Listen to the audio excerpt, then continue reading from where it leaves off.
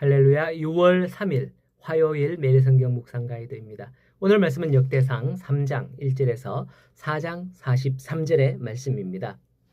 기독교 신앙의 뿌리는 하나님이죠. 그것으로 자라는 가지와 열매는 뭐라고 볼 수 있을까요? 저는 그게 말씀과 기도가 아닐까 생각이 되어집니다.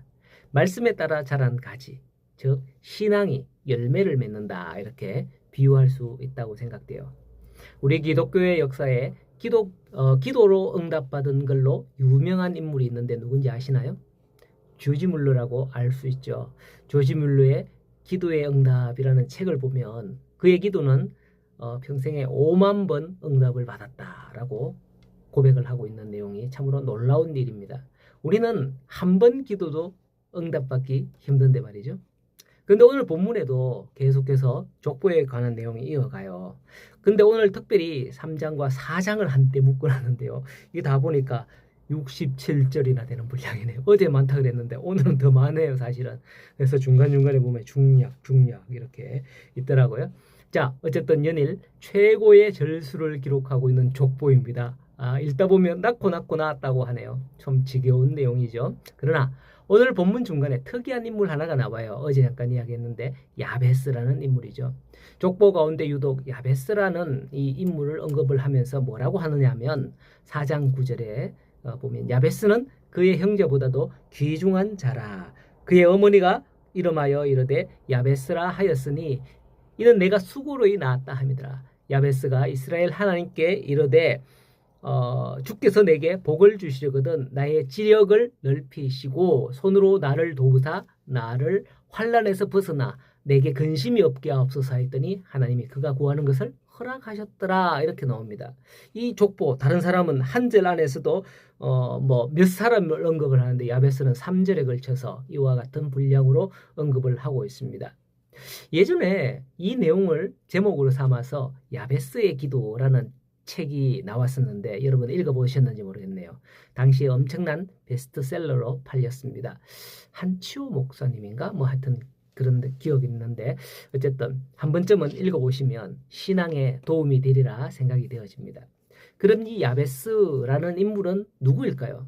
사실 본문 앞뒤를 읽어보면 누가 야베스를 낳았는지, 그가 어느 가문에 속했는지, 누구의 후손인지 거기에 대해서는 사실은 언급을 하고 있지 않아요. 갑자기 야베스는 등장을 합니다.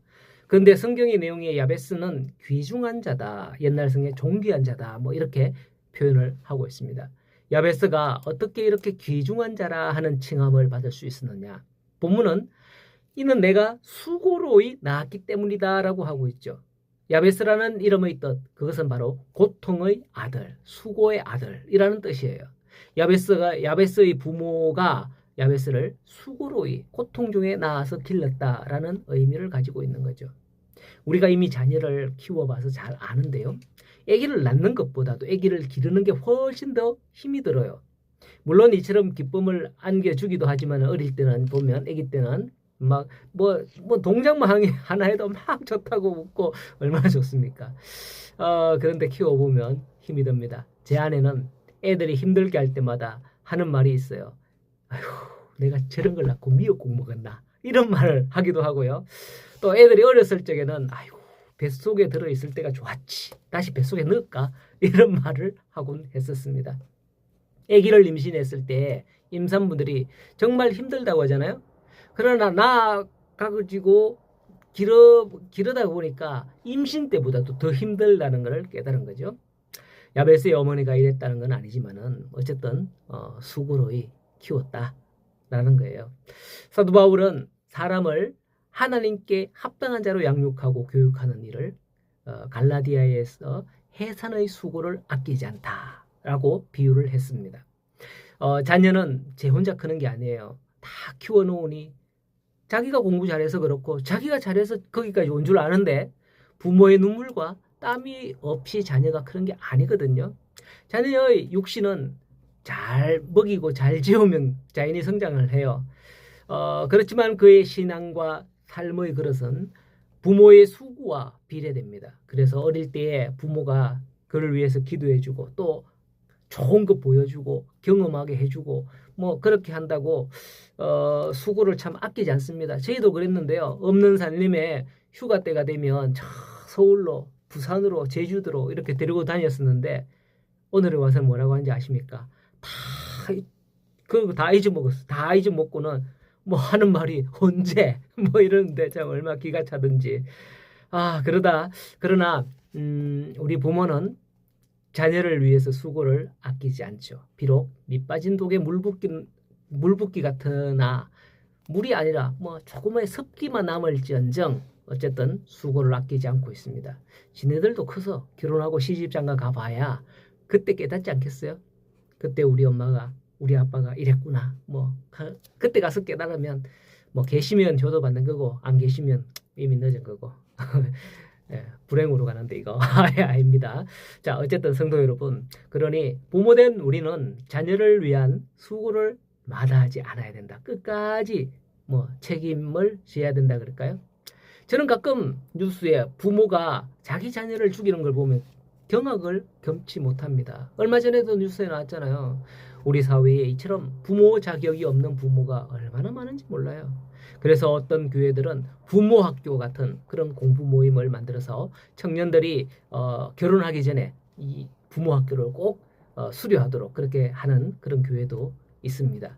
여러분은 어쨌든 좋은 부모가 되기를 힘쓰시기 바랍니다. 좋은 부모가 되는 길은 자녀에게 용돈만 많이 주고 재산을 많이 물려주는 게 아닌 줄로 압니다. 그러다가 자녀는 그릇된 길로 가는 경우가 많거든요. 신앙의 유산을 물려주는 부모가 가장 좋은 부모가 될 줄로 믿습니다. 야베스를 보세요. 야베스는 10절에 어려운 일을 겪을 때에 뭐 했습니까? 기도했습니다.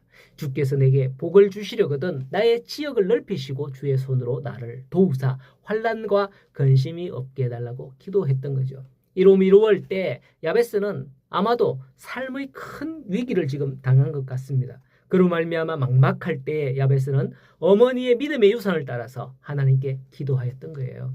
본문에서 야베스의 기도가 세 절로 간단하게 언급되어 있지만은 그는 이러한 기도가 응답될 때까지 끊임없이 간구하였을 것으로 보입니다. 저는 앞에도 말씀을 드렸습니다만 다른 사람은 한 절 중에서 반의 반절도 언급되지 않고 있는 이 족보를 언급하는 시점에서 야베스에 대해서는 세 절이나 언급을 하는 그런 내용이기 때문이죠. 야베스가 그의 형제보다도 귀중한 자라 함을 볼 때에 이러한 기도가 응답받았던 것으로 확신합니다. 그는 하나님의 은혜를 힘입어 귀중한 사람이 되었던 거죠. 하나님은 믿음의 사람의 기도를 외면하지 않는다는 걸 보여줍니다. 마태복음 7장에서 예수님께서 가르쳐 주셨습니다. 구하라 그리하면 너희에게 주실 것이요 찾으라 그러면 찾을 것이요 문을 두드리라 그러면 너희에게 열릴 것이라 약속하셨죠. 이런 약속이 오늘 야베스의 기도에서 응답되었을 것으로 확신을 합니다. 지난 주일 오후에 히브리서 11장 3절의 본문을 가지고 믿음이 뭔지 하 목사님께서 오후 시간에 가르쳐 주셨습니다. 믿음의 기도는 반드시 응답하시겠다는 약속을 받은 그런 우리 성도 아닙니까? 여러분들 뿐만 아니라 여러분들 자녀에게도 기도를 보여주시고 가르쳐 주셔서 이 땅에서 어려운 일이 있을 때 기도함으로써 하나님께서 가장 귀중하게 여기는 사람이 누구이냐 이거를 깨닫게 되기를 간절히 소원합니다. 오늘도 이러한 믿음으로 하나님과 함께 나아가는 복된 하루가 되기를 간절히 소원하고 축복합니다.